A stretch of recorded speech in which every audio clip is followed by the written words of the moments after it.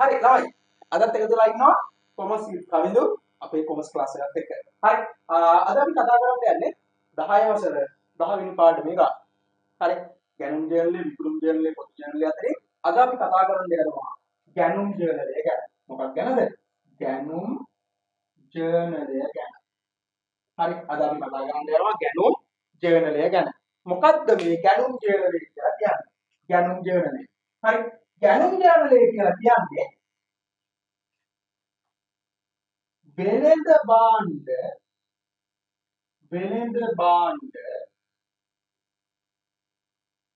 ණයට ගැනුම් සටහන් කරන මූලික පොත. අපි කියනවා මොකක් කියලාද? අපි කියනවා ගැනුම් ජර්නලය කියලා. හරි. වෙළඳ භාණ්ඩ ණයට ගැනුම් සටහන් කරන මූලික පොත අපි හඳුන්වනවා ගැනුම් ජර්නලය කියලා. මොකක්ද ළමයි මේ වෙළඳ භාණ්ඩයක් කියන්නේ? වෙළඳ භාණ්ඩයක් කියලා කියන්නේ නැවත විකිණීම සඳහා මිලදී ගන්නා භාණ්ඩ.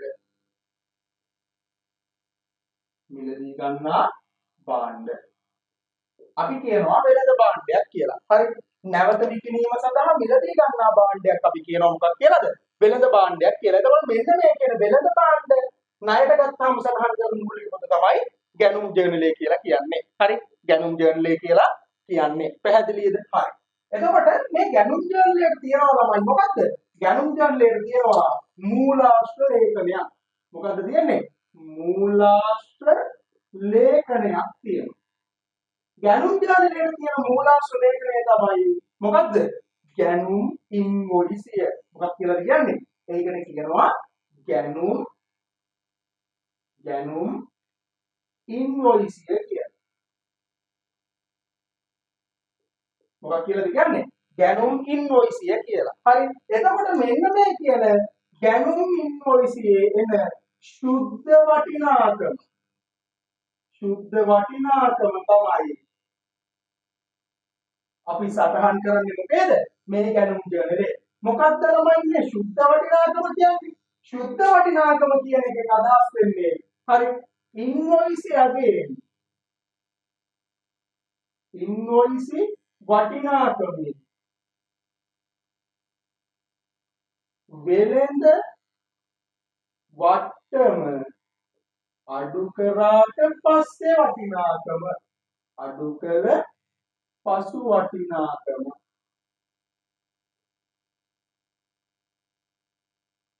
අපි කියනවා මොකක්ද කියලාද?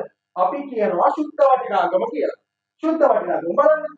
ඉන්වොයිස් වටිනාකමෙන් වෙළඳ වට්ටම අඩු කරාට පස්සේ වටිනාකම අපි කියනවා සුද්ධ වටිනාකම කියලා. එතකොට මෙන්න මේ සුද්ධ වටිනාකම තමයි අපි ගැනුම් ජර්නලයේ සටහන් කරන්නේ. පැහැදිලිද? ගැනුම් ජර්නලයක සටහන් කරන්නේ. පැහැදිලිද? හරි.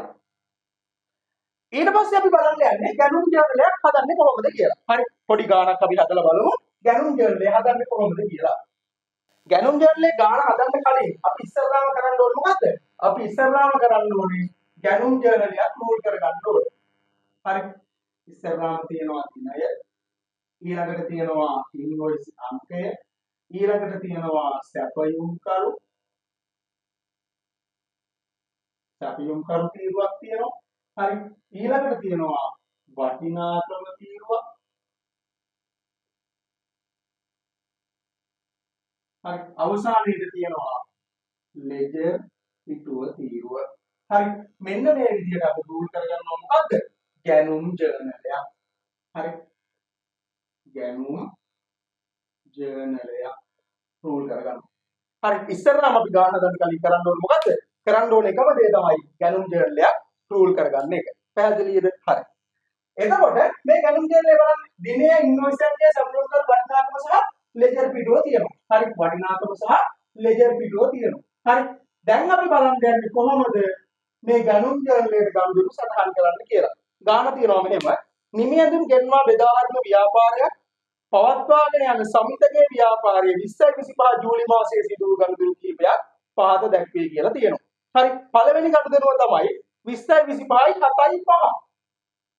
හරි 5යි 7යි 20යි 25 ඉන්වොයිස් අංක 20 යටතේ කසුන්ගේ මිලදී අරගෙන ඉන්වොයිස් අංක 20 යටතේ කාගෙන්ද කසුන් කියන කෙනාගෙන් තමයි මිලදී අරගෙන තියෙන්නේ මොනවද එකක් රුපියල් 500 බැගින් කලිසම්පැක් 10යි එකක් රුපියල් 500 බැගින් කලිසම්පැක් 10යි එතනනවා කීයද රුපියල් 5000ක් ඊළඟට එකක් රුපියල් 700 බැගින් කමිසපැක් 15යි එකක් රුපියල් 700 බැගින් කමිසපැක් 15යි එතකොට එනවා රුපියල් 10500ක් හරි ඊළඟට එකක් රුපියල් 300 බැගින් කමිසපැක් 20යි එකක් රුපියල් 300 බැගින් කමිසපැක් 20යි හරි කමිසපැක් 20යි එතෙන්ට එනවා රුපියල් 6000ක් හරි 6000 දැන් අපිට ගන්න පුළුවන් ඉන්වොයිස් වටිනාකම 0.05යි හරි 6යි 5යි 3යි එකක් පිටු 1 2යි 21500යි මේකෙන් අඩු කරනවා අපි වෙළඳ වට්ටම 100ට 10ක් හරි මේකෙන් අඩු කරනවා අපි වෙළඳ වට්ටම 100ට 10ක් හරි වෙළඳ වට්ටම 100ට 10ක් ඒ කියන්නේ 21500න් 100ට 10ක් හරි කීයද 2150යි 2150යි හරි එතකොට ඒක අඩු කරපුවාම එනවා 0.10 පහක් ගියාම 5යි හරි 4 එකක් ගියාම 3යි ඊළඟට 2 3 4 5 7 8 9යි 1යි 19350ක් එනවා බලන්න මෙතන තියෙනවා මෙහෙම හරි මෙතන තියෙනවා ඉන්වොයිස් වටිනාකම මෙතන තියෙනවා වෙළඳ වට්ටම අඩු කරාට පස්සේ අපිට ලැබිලා තියෙනවා මොකද්ද සුද්ධ වටිනාකම හරි අඩු කරාට පස්සේ අපිට ලැබිලා තියෙනවා මොකද්ද සුද්ධ වටිනාකම මෙන්න මේ කියන සුද්ධ වටිනාකම තමයි අපි ගණන් ලේසට හත් කරලා බලන්න එහෙනම් කසුන්ගෙන් මිලදී ගත්ත භාණ්ඩ වල සුද්ධ වටිනාකම කීයද 19350යි හරි 19350යි පැහැදිලිද හරි ඊළඟට දෙවෙනි ගණනුව තියෙනවා මේව 20යි 25යි 7යි 12 හරි 7යි 12 හරි ඉන්වොයිස් අංක 30 යටතේ නුවන්ගේ මිලදී අරගෙන ඉන්වොයිස් අංක 30 යටතේ නුවන් කියන කෙනාගෙන් අරගෙන තියෙන්නේ මොනවද එකක් රුපියල් 350 බැගින් ටී-ෂර්ට් පැක් 15යි හරි එකක් රුපියල් 350 බැගින් ටී-ෂර්ට් පැක් කීයද ටී-ෂර්ට් පැක් 15ක් අරගෙන තියෙනවා හරි ටී-ෂර්ට් පැක් 15ක් අරගෙන තියෙනවා බිඳුවයි 15 දී 60යි 75න් 5 දානවා දෙකක් ඉතුරු හරි 75න් 5 දානවා 7ක් ඉතුරු 15 දී 45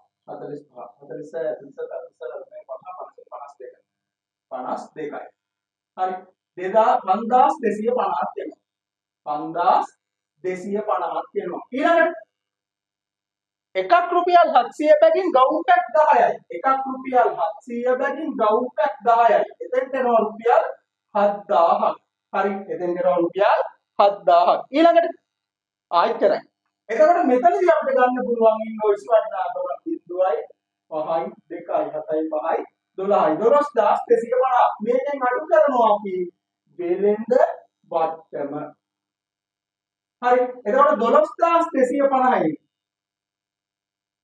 වෙළඳ වට්ටම තියනවා කීයද වෙළඳ වට්ටම තියනවා 100ට 5ක් හරි වෙළඳ වට්ටම තියනවා 100ට 5ක්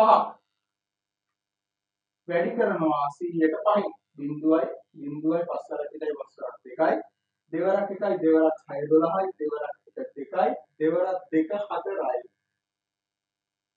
දෙවරක් 5 10යි 612යි 750ක් අපි 613ක් කියලා ගමු හරි 613ක් කියලා වටේලා ගමු හරි එතකොට 613ක් වෙළඳ වට්ටම අඩු කරනවා හරි 10න් 3ක් ගියාම 7යි 4න් එකක් ගියාම 3යි හරි 6යි 12යි 11යි 11637ක් එනවා මෙතනත් බලන්න හරි 11637ක් එනවා මෙතනත් බලන්න මෙතන තියෙනවා ඉන්වොයිසි වටිනාකම ඒකෙන් අඩු කරලා තියෙනවා වෙළඳ වට්ටම අඩු කරාට පස්සේ අපිට සුද්ධ වටිනාකම ලැබිලා තියෙනවා ඒක අඩු කරාට පස්සේ අපිට සුද්ධ වටිනාකම ලැබිලා තියෙනවා මේ කියන සුද්ධ වටිනාකම තමයි අපි ගැනුම් ජර්නලයේ සටහන් කරන්නේ. එහෙනම් නුවන්ගෙන් මිලදී ගත්ත භාණ්ඩවල සුද්ධ වටිනාකම වෙනවා කීයක්ද? 11637ක්. 11637ක්. පැහැදිලිද? හරි. ඊළඟට තුන්වෙනි ගනුදෙනුව තියෙනවා මෙහෙම. එකක් රුපියල් 20යි 25යි 7යි 20. හරි 20.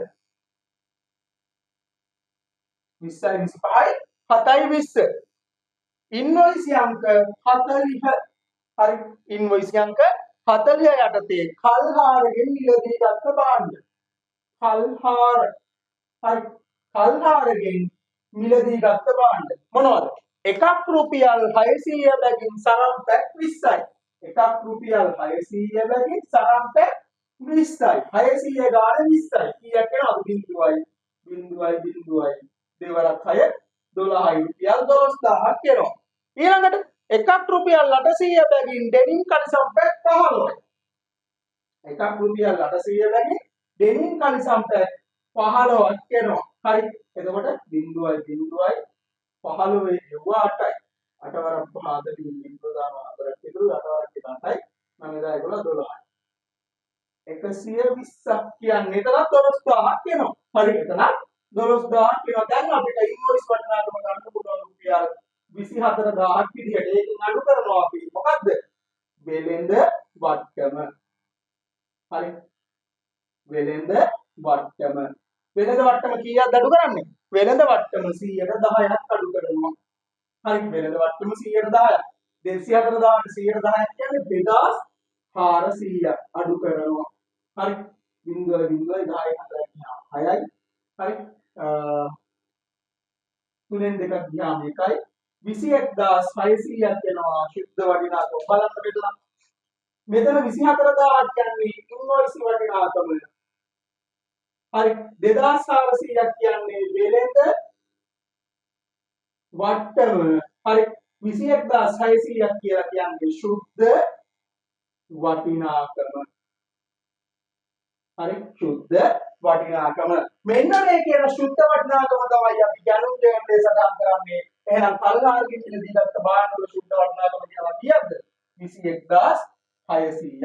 හරි 21600ක්. දැන් සටහන් කරලා ඉවරයි. දැන් අපිට පුළුවන් කාලච්ඡේදයක් අවසාන දවසට හරි ගැනුම් ජර්නලයේ මුළු එකතුව ගන්න. ගැනුම් ජර්නලයේ මුළු එකතුව ගන්න. හරි මුළු එකතු වෙනවා කීයක්ද? 7යි 5යි 3යි 8යි 6යි 6යි 12යි 12 5යි 5 දානවා එකක් ඉතුරුයි 9යි 10යි 11යි 12යි දෙක දානවා එකක් ඉතුරුයි 1යි 2යි 3යි 4යි 5යි 50587ක් වෙනවා කාලච්ඡේදයක් අවසානයේ ගැනුම් කිනුවේ එකතුව. හරි ගැනුම් ජර්නලයේ එකතුව. කාලච්ඡේදයක් අවසානයේ ගැනුම් ජර්නලයේ එකතුව. අපි මේකට ලියනවා ගැනුම් ගිණුමට හර කළා කියලා. හරි මොකක්ද කියලා ලියන්නේ? ගැනුම් ගිණුමට හර කළා කියලා. ළමයි කවදා දිනේද අපි ගැනුම් ගිණුමට හර කරන්නේ? කාලච්ඡේදයේ අවසානයේ දවසට ගැනුම් ජර්නලයේ මුළු එකතුව අපි ගැනුම් ගිණුමට හර කරන්න ඕනේ. පැහැදිලිද? කාලච්ඡේදයක් අවසානයේ හරි කාලච්ඡේදයක් අවසානයේ ගැනුම් ජර්නලයේ සම්පූර්ණ එකතුව අපි ගැනුම් ගිණුමට හර කරන්න ඕනේ. ගැනුම් ගිණුමට හර කරන්න ඕනේ. පැහැදිලිද? හරි. දැන් අපිට තියෙන්නේ මේක ගැනුම් ගිණුමට සටහන් කරන්න. හරි ගැනුම් ගිණුමට සටහන් කරන්න බලන්න. අපි ගන්නවා ගැනුම් ගිණුමක්.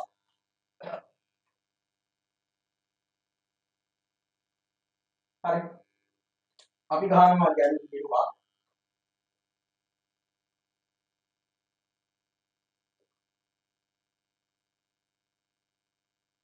ගැනුම් ගිණුමට සටහන් කරනවා කාලච්ඡේදයේ අවසාන දිනට. හරි කාලච්ඡේදයේ අවසාන දිනට විස්තරයට දානවා විවිධ ණය හිමි ගිණුම් කියලා.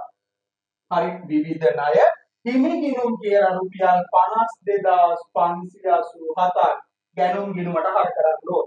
හරි ගැනුම් ගිණුමට අර කරන්න ඕනේ කාලච්ඡේදයේ අවසාන විදිහට විවිධ ණය හිමි ගිණුම් කියලා ගැනුම් ගිණුමට අර කරන්න ඕනේ 52587ක් පැහැදිලිද? හරි. ඊළඟට අපි එක් ණය හිමියාගේ ගිණුමට මේක සටහන් කරන්න ඕනේ. හරි. පළවෙනිය කසුන්. අපි ලියනවා කසුන් ගිණුම. කසුන් ගිණුම. හරි. කසුන් ගිණුම. එතකොට කසුන්ගේ ගිණුමට අපි මේක බැර කරන්න ඕනේ. කවදා දිනේට කොයි වටිනාකමද සටහන් කරන්නේ? එක් ණය හිමියාගේ ගිණුමට අපි මේක සටහන් කරද්දී ඒ ගනුදෙනුව සිද්ධ වෙච්ච දවසට අදාළ වටිනාකම තමයි අදාළ ගිණුමේ සටහන් කරන්නේ. එහෙනම් කසුන්ගේ ගනුදෙනුව වෙලා තියෙන්නේ කවද්ද? කසුන්ගේ ගනුදෙනුව වෙලා තියෙන්නේ 5 වෙනිදා 7:05. අපි ලියනවා විස්තරයට ගැනුම් ගිණුම. හරි. වටිනාකම තියෙනවා 19350ක්. 19350. පැහැදිලිද? හරි.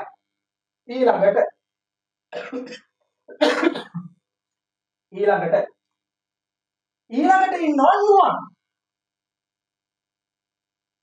හරි. ඊළඟට ඉන්නවා කවුද? ඊළඟට ඉන්නවා නුවන්. අපි ලියනවා නුවන් ගිණුම. හරි. නුවන් ගිණුම. නුවන්ගේ ගිණුමේ ගනුදෙනුව සටහන් කරන්නේ කවද දිනයටද? 7:12. ඇයි ගනුදෙනුව සිද්ධ වෙලා තියෙන්නේ 7:12 නිසා. හරි. ගනුවන්ගේ ගිණුමට අපි මේක සටහන් කරනවා 7:12. විස්තරය දානවා ගැනුම් ගිණුම.